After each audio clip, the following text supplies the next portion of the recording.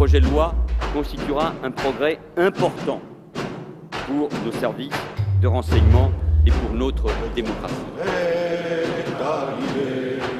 Je n'ai pas, monsieur le député, je n'ai jamais Sans carence. C'était à une opération l'étranger, extrêmement ni difficile, maintenant, dans un ni pays avant. où il n'y avait plus d'État, il n'y a jamais eu d'État.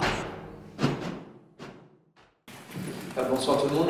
Moi je voulais commencer par quelque chose qui n'est pas anecdotique, mais qui à mon avis est une manière d'amorcer la réflexion qu'on a prévu d'essayer d'avoir ce soir autour de la démocratie des classes dominantes, de celle dans laquelle on évolue.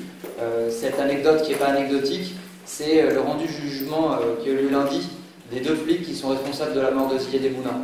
Ces deux policiers, ils étaient jugés pour non-assistance à personne en danger. Donc déjà, quand on tue, être jugé pour non-assistance à personne en danger, c'est un sacré paradoxe, mais c'est le premier de ce jugement-là.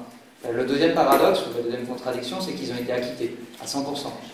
La troisième, c'est que dans le cadre de cet acquittement, les parties civiles, c'est-à-dire les familles des victimes, on leur a dénié leur statut de partie civile en leur expliquant que comme il n'y avait pas eu de délit, elles n'avaient pas de vocation à pouvoir ne serait-ce que porter plainte contre le meurtre de leurs enfants.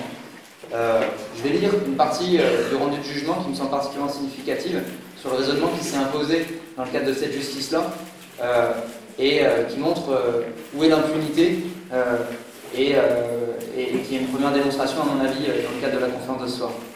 C'est un peu long, mais ça me semble très significatif.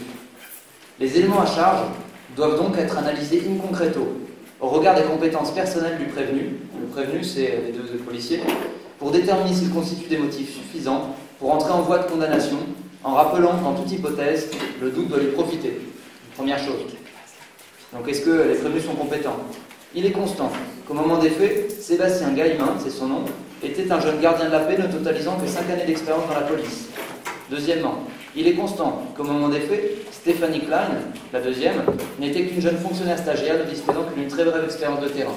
Donc sur la base de l'inexpérience des policiers, on justifie le meurtre qu'ils ont commis. Ensuite, on vient à un passage que je ne lis pas, où on explique que leur personnalité est tout à fait positive, généreuse, que c'est des gens engagés, professionnels. Et la conclusion, elle est effroyable.